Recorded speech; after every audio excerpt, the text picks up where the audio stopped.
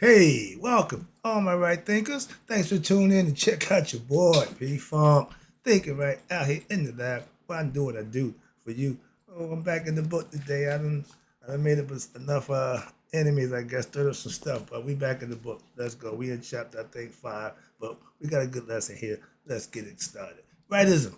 25 rules to live by. Storytelling. Story with a message. There's a message in the story for life. I give life lessons. You tune and receive them. We got a good thing going. I appreciate you. Let's get started.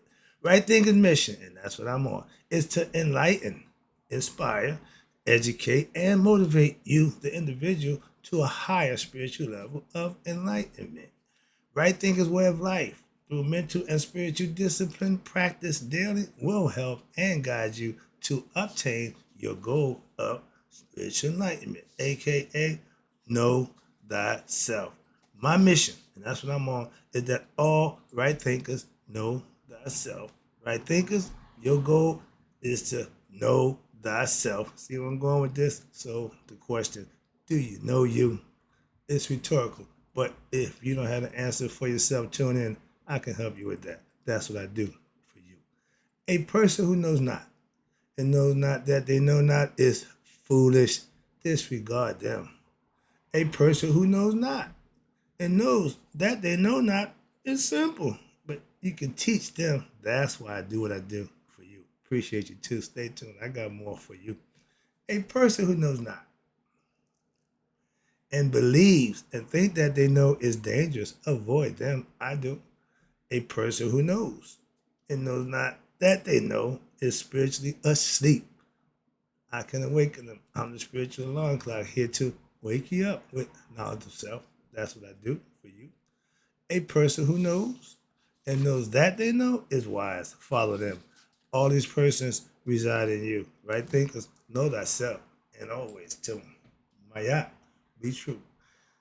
I'm reading from the chapter 6, I think it is, but we're going to talk about the journey, the process, of the journey of the Chet in Ankh. That's another way of saying the tree of life, okay?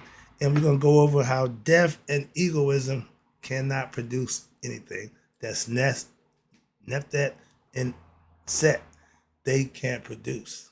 So, but Asar and Aset can produce who?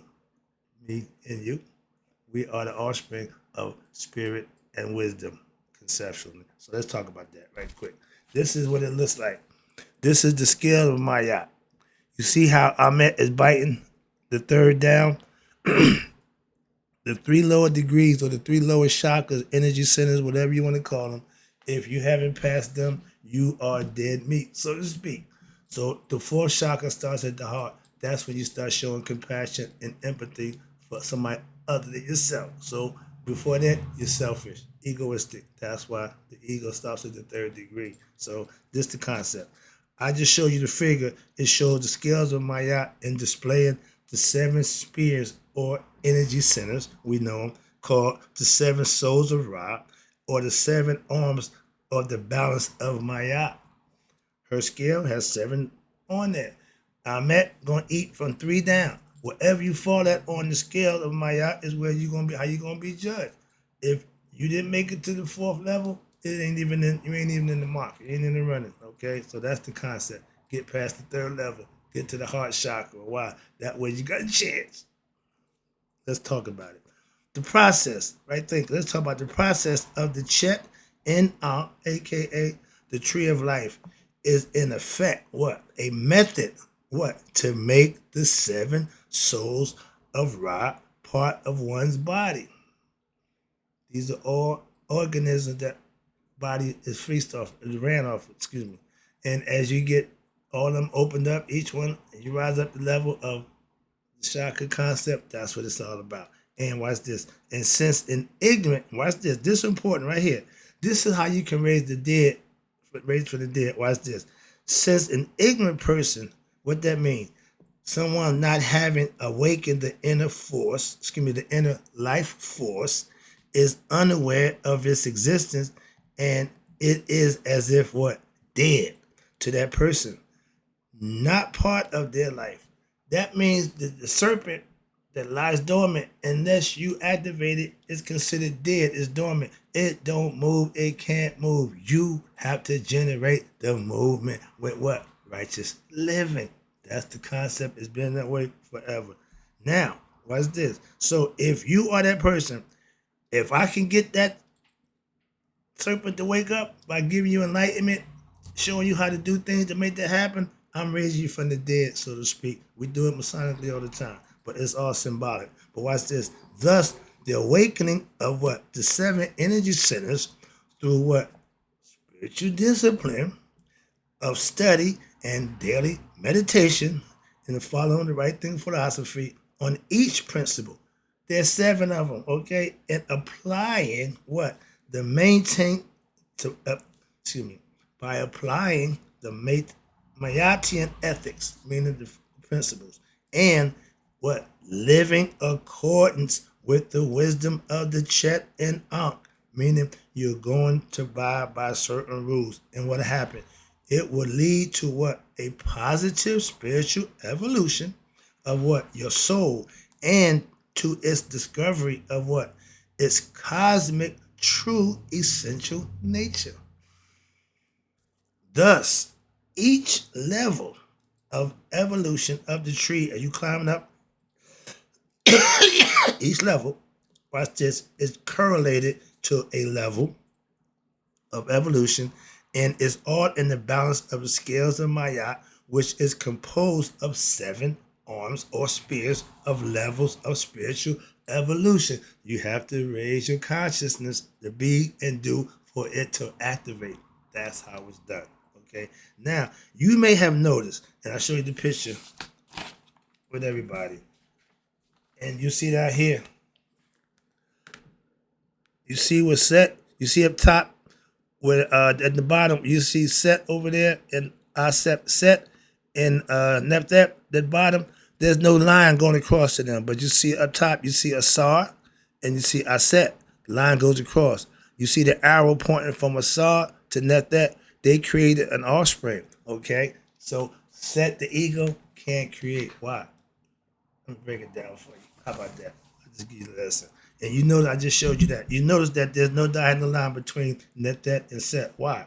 That is because they do not produce anything. Why? They cannot produce anything. Again, why? Anything real, that is. Why? Again. Okay. How can death, which what Netet represents, mortality, and egoism, produce anything real or of substance? Can't. Consider that mortality is an illusion, first of all, and egoism is also an illusion. Did you know that? You manifest your own ego from the time you come into the world and start crying in that crib. When you want something, when you're wet, you want attention, you call. Yeah, that's ego building up inside you. So that's where it starts. But it's an illusion. That's why you have to what? Rise above it to get the real deal. Why? The real deal is your higher self. The illusion is your ego self. It's alone. And that's what people think of themselves. It's just me against the world. No, that's just you being ego. Moving on. Therefore, what all you can create is more illusions, meaning nothing. If you're dreaming, you can dream about having the world. You can dream about everything, and it's so real. It feels so good until what? You wake up and realize what? It was just a dream. Illusionary world. That's what it's all about. Nothing comes to a sleeper but a dream. The more you sleep, the more you dream. But since illusions, what are not real, again, in effect, nothing has been created in the dream world. Same thing in this world. If you think about doing something, talk about doing something and don't do it, it's the same thing. Okay? But when a person gets upset, here you go, over an object that was lost, stolen, that they desired, that is what? That's Set. That's the ego. Now you're mad. Why? Because your possession and them, leading them to what? Suffer a loss over something that is not real, for real. And since the object is a what? Emanation of the divine and does not have an independent existence, and since the only reason they desired it was why? Because their mind was overpowered by what?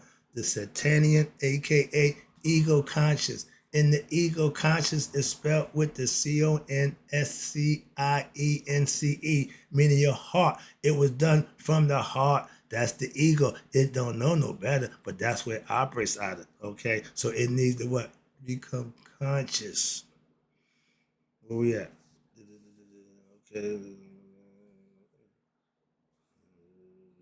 Where we at? Where we at? Where at then? Okay. Okay.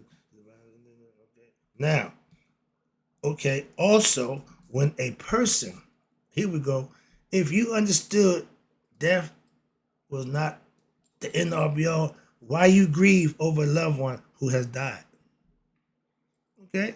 They are acting. When you do that, you're just acting in what? In accordance with an illusion, a belief system set forth, because there is no such thing as death in the spirit world.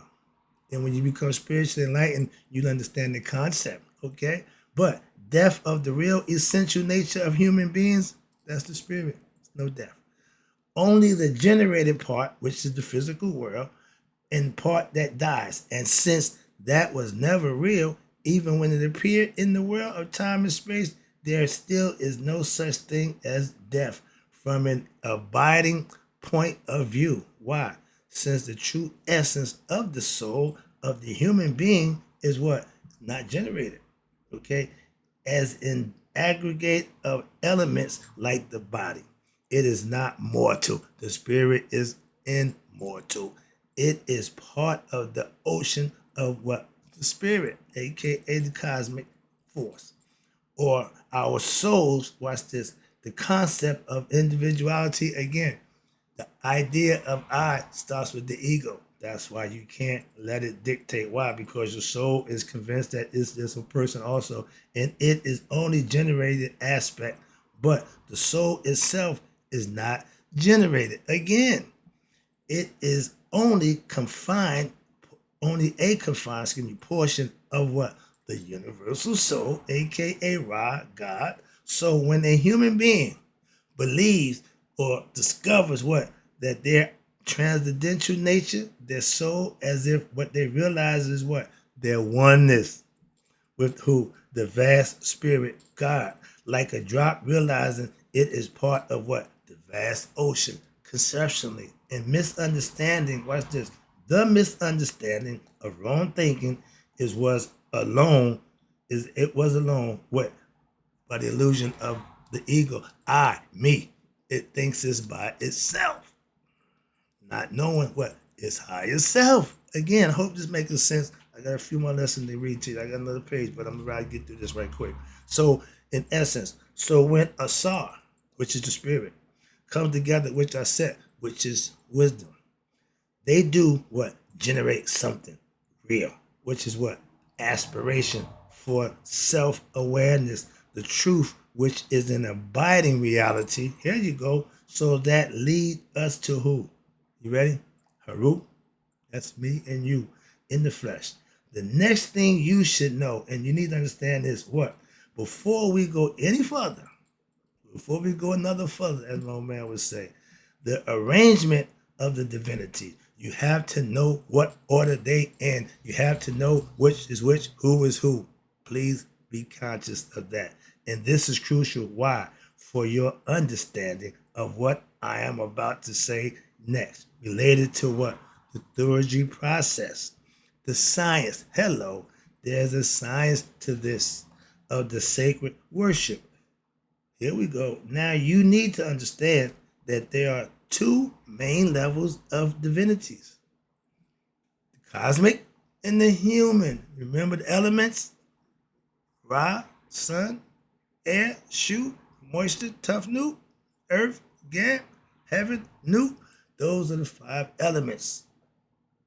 Asar, Aset, Haru, Set, and Neftet are the five offsprings from the cosmic forces into human. So that's where our personality comes, starting with the spirit, the number 6 on the scale. Okay, let's go. So there is the netter, which is transcendental, the upper ones, and there is a neteru which is mundane in time and space. What are you talking about?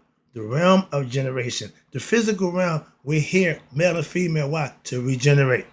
Next level up, there's no sex, there's no generation. Told you that before. That's why I told you I know that too. Sorry to break the bad news. Them 72 virgins is out the program. So stop blowing stuff up thinking you're gonna get some virgins. No, even though from what the perspective of the generated world, we may consider the transcendent as what a divinity for the purpose of having a concrete vision and direction for what our worship program. Christians got Christ. Hindus have Buddha. Okay. Everybody have an identity that they can worship. Okay. Now, in the higher level of understanding, that is not considered a divinity since what? It is transcendent of the concept, meaning it has its own. From an absolute perspective, only the entities of time and space are considered as divinities. But for the purpose, of explaining the philosophy from a perspective of a person who is moving or upwards toward on the tree of life, they may see everything above as a divinity what until they are ready to really understand the higher philosophical insight, meaning you learning more as you go. You got to get the first level before you get to the second, so to speak. And the question I'll ask, have they shown suitable proficiency in the preceding degree? Meaning in order for you to get number two, you had to be proficient in number one. And that usually took a year of study time. Shut up. It's all about perfecting and mastering. It ain't about how much time it took or how long it's going to take. It's about mastering it. Moving on. I'm almost done. So therefore, since our two kinds of divinities, there are one that is the source and the one that is what generated by this process of what hierarchy format. Again, there are two kinds of worship. Watch. The movement toward the divine, showing devotion on the spiritual path, necessitates what the development of the feeling capacity and its emotion as well as intellectual capacity and its understanding of the teachings. You can't do this without understanding it. You can't implement it if you're not understanding it. You can't use it if you don't know how. As an aspirant or right thinker, begins the worship aspect of the spiritual program by what? Perpetuating the divinities of time and space. This practice, when properly instructed and enjoined, what? Leads to the level beyond time and space. The divinities of generation are to be worshipped with what? You ready? With objects. Why? Because objects of the world of generation. This is their level, this is their realm. Now, objects from time and space. And since they are time and space divinities, they ought to be worshipped in time and space and with time and space objects. So, Shu, which is, again, represents air. How should he be worshipped? He should be worshipped with beautiful fragrances, oils, and incense. Smell, things that smell good in the air. You know I'm going with this? They all have an aspect that you can worship. I don't do the burning. I got the incense over there, but that's what it's for. Okay, that's how you invoke him or how you worship him. He is in the air. Again, I love this. Almost done. He is in the space. Geb. Now, Geb represents what? The physical earth.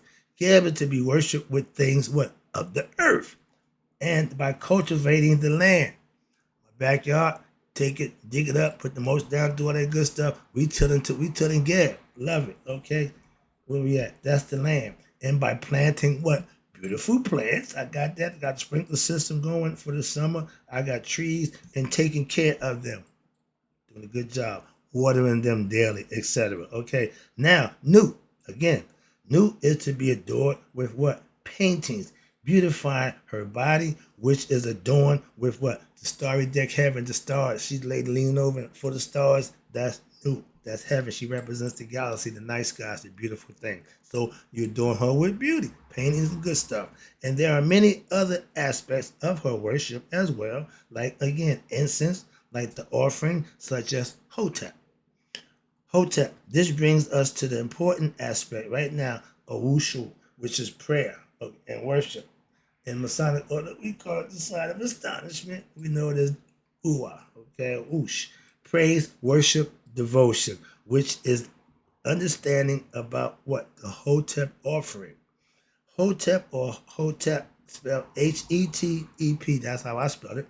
A lot of people spell because H-O is Ho. They think it's H-O, but the E and the O pretty much synonymous. So it's H-O-T-E-P for those. Also, it means contentment of the gods and goddesses through what? Through the appeasement offerings you are giving them. You're paying them respect in each area of their aspect of what they are, their elements. So you respect them back with elements. I just broke it down for you. Now, how you do the physical ones? They're the human ones. Now we're coming down to us. Asar, Aset, Haru, Set, and Neftet. That's the next lesson. Right now, I'm ending right here. Nope, I got a little more. I ain't done yet. I'm not done. Watch. So, watch this. Now, you are giving these divinities their due. You showing them worship and respect so that they will what? They will be contented and they will not be obstructive in your pursuit of what? The higher divinities. They're going to assist you if you pay them their respect and their due. If you do not quell their desires, meaning you don't disregard them, their energies in you. In other words, if you have lots of what? Ego. If you're full of egoism, it's going to be hard in you. And that egoism is what is going to block you from discovering the higher divinities, aka tell you ignorant of what? Your higher self, aka the higher divinities that are higher than what it set is the lowest on the range. So the first thing you need to do is conquer him in mortality, understanding death ain't the end all be all. Those are the first steps of going up the tree of life. And watch this. And virtually all the divinities are higher than Set. I just told you that. Why? Because the egoism. Let us be clear. Understand this. The divinities are cosmic forces, again, that course through the universe and within your own personality. They are to be mastered, there we go, by who? You.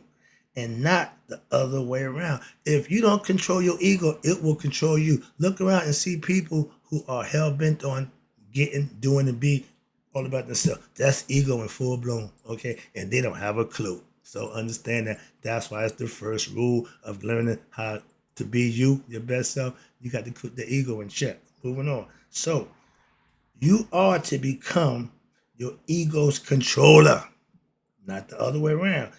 Its master. And what happened? Thereby you now will rule and you will be free on the higher planes as opposed to what? Being ruled and enslaved with belief. It means bringing what? Them together so that they merge and lose what? Their gender. They're no longer male and female, become one. Okay, that's why when you pass the scales in my eye, it don't make a difference. You're gonna be Asar Kathy, Asar Mark. Don't make a difference, male or female. You become one. That's the concept. Hope you understand it. That's when you lose your gender, and that means uniting in the oneness of self. I love this. And in so doing, what happened? Their energies within the perpetrator, the cultists as well, you will become identified with them. And the wise ones, watch this, the wise ones serve who? The higher planes and rule the lower, meaning your upper controls your lower. And in this way, one operates the laws instead of what? Being a slave to them. Wrapping it up. Salvation, understand this, is freeing the soul from what? Is bodily feathers, this egoistic ways. You conquered the ego. You slew the dragon, so to speak, and becoming what? Now you becoming a god through what? Knowledge and wisdom, not belief. And by controlling what? The forces of the cosmos instead of being a slave to them and subduing your lower nature and through awakening of what? Your higher self, Haru, ending, you ready for this? The cycle of rebirth and dwelling with the netters and who direct and control the great plains. Once you break the cycle of reincarnation, that means you reach the level of nihas. You know thyself. Now you got a one-way trip back home. No more of this physical nonsense unless you choose to. I heard some stories about that. But wrapping it up, self-mastery is what? Self mastery is mastery of self, and it consists not in abnormal dreams. No, you can't master nothing in a dream world, or visions and fantastic imagery of living. No, but in using what? Your higher force against what? Your lower. Thus, you escape the planes of the lower by vibrating on the higher, meaning when you raise your conscious level to become one with your higher self, you no longer have to come back and play this game. Why? You know thyself. That's the lesson. That's the Egyptian proverb. And in closing, right thinkers, may you all live to be 100 and be 100 minus a day. So I never know that right thinker like you had passed away. Oh, I got some more. I'll be back.